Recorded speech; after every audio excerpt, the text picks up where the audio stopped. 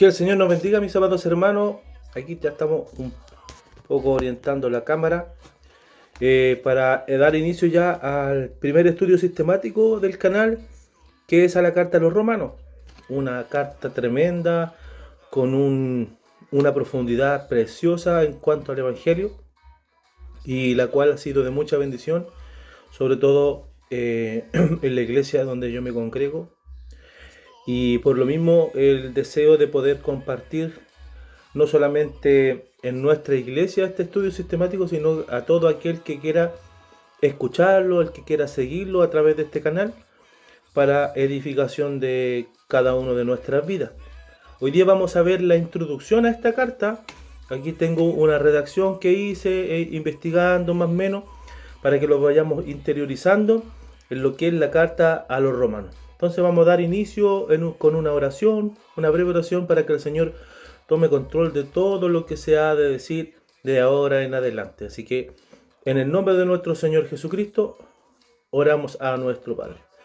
Padre amado, a través de tu Hijo Jesucristo, único mediador entre Dios y los hombres, Jesucristo hombre, porque era necesario que vinieses, Dios mío, y tomases forma de hombre, siendo completamente apegados a un cuerpo humano, como así también nosotros lo somos, para poder sustituirnos en la cruz.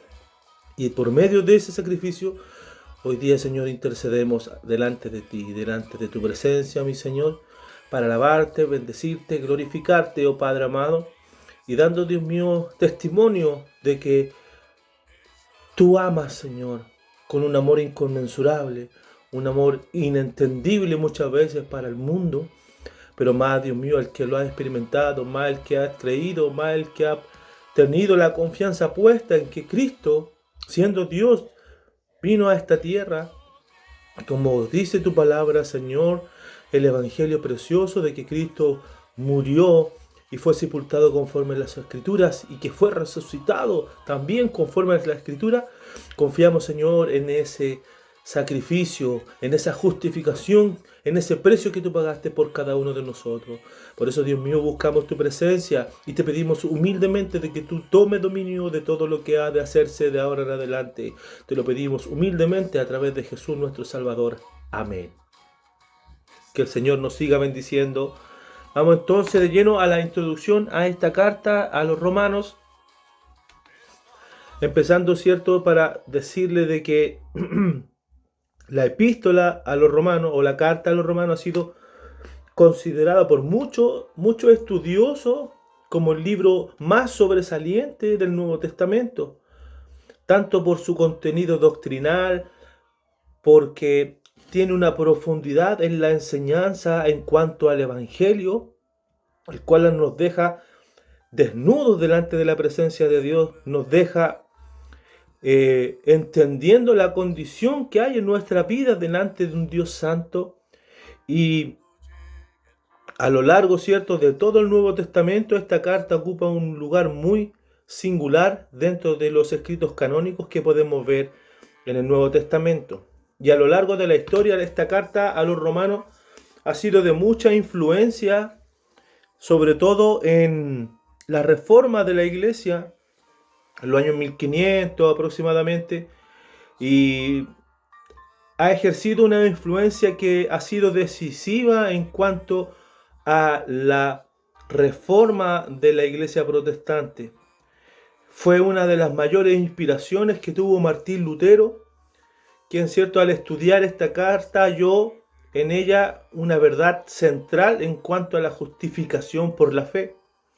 En el prefacio que él hizo, ¿cierto?, a la epístola de los romanos en el 1522, Lutero escribió lo siguiente: esta epístola es la parte más importante del Nuevo Testamento y el evangelio más puro. Es digna de no solo memorizarla, o no solo memorizada palabra por palabra, sino también de ser ocupada día y noche como el plan cotidiano del alma. A partir de ese descubrimiento comenzó a gestarse la reforma protestante. Por eso es muy importante esta carta en cuanto a la reforma de la iglesia, en cuanto A través del estudio de la palabra, a través del estudio de esta carta, hombres como Martín Lutero se dieron cuenta de la diferencia de lo que estaba enseñando el hombre a lo que decía la palabra del Señor. Otros reformadores bastante conocidos como Felipe Melanchthon, que era compañero de Lutero, solía decir de que Romano es la clave del Nuevo Testamento. Juan Calvino, otro hombre, ¿cierto?, de la Reforma, afirmó lo siguiente: cuando se comprende bien esta epístola, se tiene una entrada abierta a todos los tesoros de la Escritura. Para Calvino, Romano, ¿cierto?, exponía el orden lógico del Evangelio: la culpa universal, la justificación por la fe, la santificación, el plan soberano de Dios en la historia. Otro gran reformador también que fue Ulrico Zwinglio, medio complicado poder pronunciarlo, pero él fue un reformador suizo y un precursor de la reforma en Zúrich. Fue igualmente impactado por el mensaje de la epístola de los Romanos. Se dedicó al estudio, ¿cierto?, directo del texto griego en lo que respecta al Nuevo Testamento. Y en sus lecturas descubrió que la justicia de Dios revelada en Romanos no podía reducirse a una obediencia ritual, al mérito eclesiástico, a la obra del hombre pecador, sino que se trataba de una gracia soberana que transforma el corazón del creyente. En sus sermones y escritos iniciales, ¿cierto?, especialmente el de 1519, Zwinglio comenzó a proclamar con firmeza el mismo principio que Lutero, donde dice que la salvación solo por la fe en Cristo. En una de sus declaraciones más citadas, él escribió: el Evangelio es esa buena nueva de que Cristo, el verdadero Hijo de Dios, nos ha hecho participantes de su justicia sin ninguna obra de nuestra parte. Juan Knox también fue profundamente impactado, otro reformador, con la lectura y el estudio de esta epístola. Junto con otros líderes posteriores como William Tyndale, reconoció en Romanos la síntesis más clara del Evangelio de Cristo. Tyndale incluso escribió de que Romanos, ¿cierto?, debe ser comprendida primero y principalmente porque es un compendio de todas las Escrituras. Se ha dicho incluso, y con mucha razón, de que la epístola a los romanos, sin ella, la reforma a lo mejor no habría ocurrido tal como la conocemos el día de hoy. Entonces, la influencia de esta carta en la historia de la iglesia es, por tanto, indiscutible. Es muy importante en la historia de la iglesia. Por lo mismo, porque es una síntesis de todas las escrituras, es una profunda explicación del Evangelio de Cristo. Y hoy, en medio de tanta confusión doctrinal dentro del ámbito cristiano, el estudio a la carta a los romanos se vuelve indispensable para todo creyente que desea servir a Dios con fidelidad y enseñar con claridad las verdades de la Sagrada Escritura. Esta carta tiene mucho que decir a la iglesia contemporánea, tanto en lo que refiere a la fe, también como a la práctica cristiana. Debemos entender de que, a pesar de que la salvación no es por las obras, como dice cierto Santiago, nuestra fe queda demostrada en nuestras obras. Entonces, alguien que realmente cree en Cristo Jesús va a procurar hacer estas buenas obras. Vamos al contexto histórico. El autor de la carta es el apóstol Pablo, aunque no fue él quien la escribió físicamente, sino que Pablo dictó con el contenido de ella hacia otro colaborador que él tenía llamado Tercio. ¿Cierto? Él transcribía fielmente lo que el apóstol Pablo le decía. Este hecho, ¿cierto?, se menciona y es explicado en Romanos 16:22, donde leemos: yo, Tercio, quien escribí la carta, os saludo en el Señor. Esta práctica era bastante común en la antigüedad. los autores solían dictar cartas a sus amanuenses o a escribas, quienes redactaban todo por escrito. No obstante, Pablo solía agregar una breve nota de su propia mano como señal de autoría, tal como lo hace en 1 Corintios 16, 21, Gálatas 6, 11, Colosenses 4, 18, Segunda de Tesalonicenses 3, 17 o Filemón, versículo 19. El lugar donde se redactó la carta fue en Corinto, como puede deducirse en varios pasajes del mismo Nuevo Testamento. Por ejemplo, en Hechos 20, versículos 2 y 3, se menciona que Pablo permaneció en Grecia durante 3 meses y durante ese tiempo, promovió y recogió una ofrenda para los santos necesitados que habían en Jerusalén, como lo confirma 1 Corintios 16 y también 2 Corintios 8, 9. El propio Pablo menciona este hecho en Romanos 15, 25 y 27. Mas ahora voy a Jerusalén para ministrar a los santos, porque Macedonia y Acaya tuvieron a bien hacer una ofrenda para los pobres que hay entre los santos que están en Jerusalén. Pues le pareció bueno y son deudores a ellos, porque si los gentiles han sido hechos partícipes de sus bienes espirituales, deben también ellos ministrarles de los materiales. Entonces aquí el apóstol Pablo, estando en Corinto, habla de que iba a ir hacia Jerusalén. Además, cierto, Romanos 16, 23 agrega: os saluda Gayo, hospedador mío y de toda la iglesia. Os saluda Erasto, tesoro de la ciudad, y el hermano Cuarto. Y como bien dice 1 Corintios 1:14, que Gayo vivía en Corinto, y en 2 de Timoteo 4:20 mencionan que Erasto también vivía en esa ciudad. Todo indica, por tanto, de que Pablo dictó la carta mientras se hospedaba en casa de Gayo, antes de emprender su viaje a Jerusalén, como lo decía Hechos 20. La carta fue enviada a Roma por medio de Febe, una sierva, una diaconisa, como dice la carta, de la iglesia de Cencrea. En Romanos 16:1 lo podemos ver. Por tanto, la epístola a los romanos fue redactada alrededor del año 57 o 58 después de Cristo, poco antes de que Pablo viajara a Jerusalén. El propósito de la carta centralmente es revelar la santidad y justicia de Dios manifestada en el Evangelio de la gracia, como el propio Pablo expresa en Romanos 1, 16, 17, porque no me avergüenzo del Evangelio, porque es poder de Dios para salvación a todo aquel que cree, primeramente al judío y también al griego, porque en el Evangelio la justicia de Dios se revela por fe y para fe, como está escrito: mas el justo por la fe vivirá.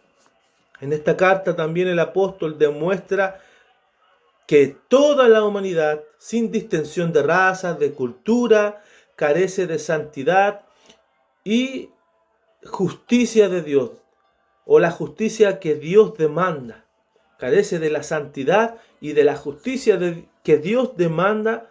Entonces, judíos, gentiles, se hallan bajo la misma condenación. Como dice el apóstol Pablo en el capítulo 3, todos fueron destituidos de la gloria de Dios. A nadie le alcanzó el mérito para poder estar a ese rango, a esa condición, a esa santidad.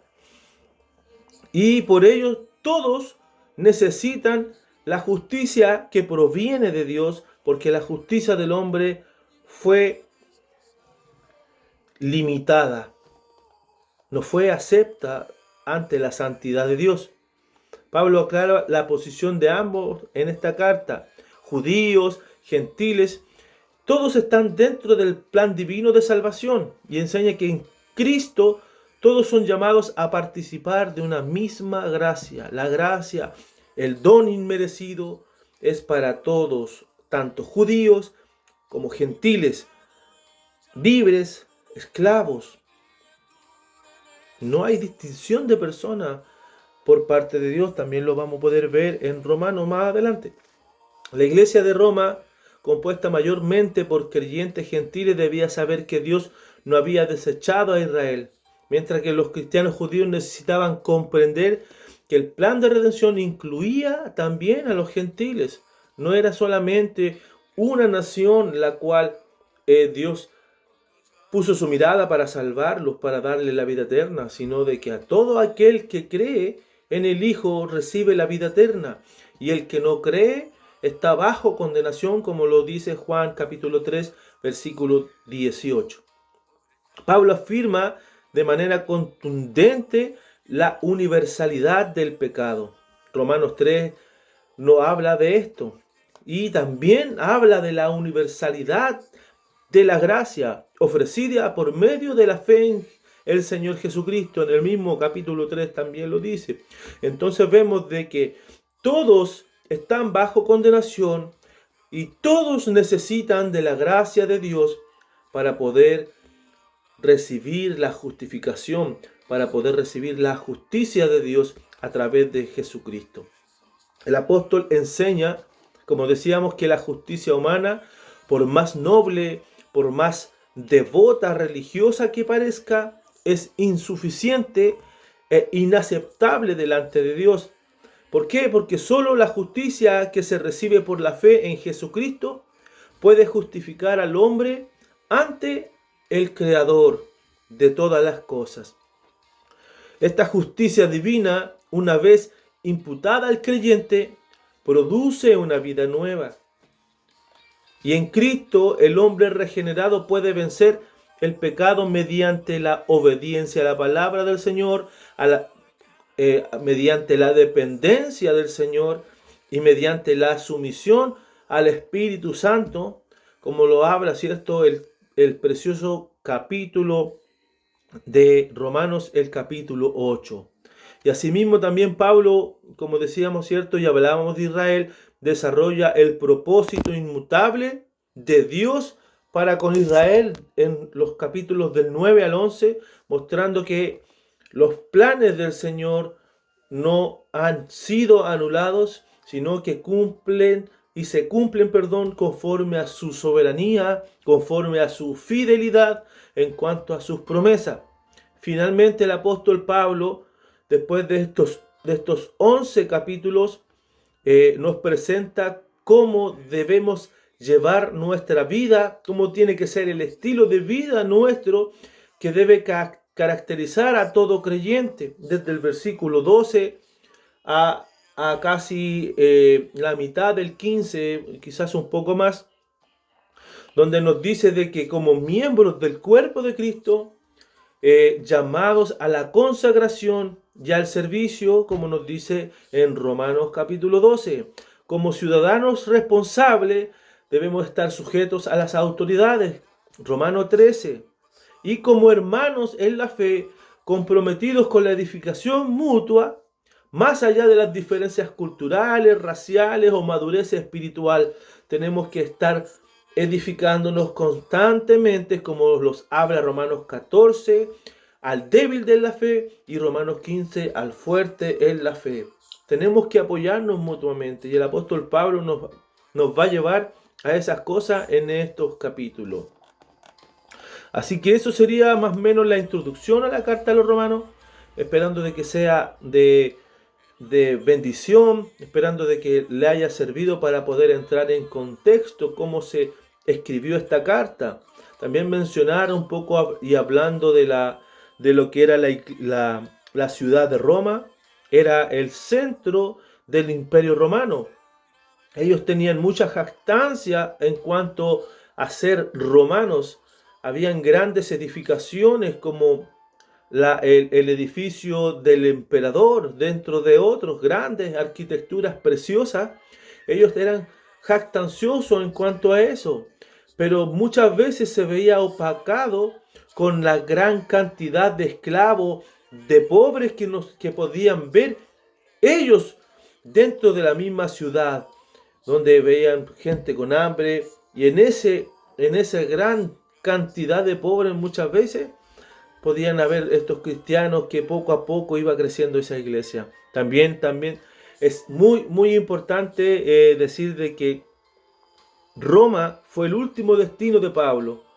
Fue el último destino de Pablo. Ahí fue ejecutado, fue decapitado bajo las órdenes del emperador Nerón. En los años, para no errar, en los años aproximadamente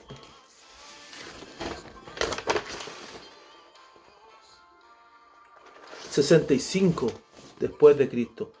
Entonces vemos de que en la providencia de Dios, en el plan soberano de Dios, la carta fue escrita antes de poder llegar. ¿Por qué? Porque si no hubiese escrito esta carta, si no hubiese sido impedido en su momento el apóstol Pablo, esta carta nunca se habría escrito. Así que eso sería, mis amados hermanos. Dios les bendiga y pronto estaremos subiendo la primera lección sistemática de lo que es el capítulo 1. Esa lección vamos a ver desde el versículo 1 al 4. Así que un abrazo, que el Señor les bendiga.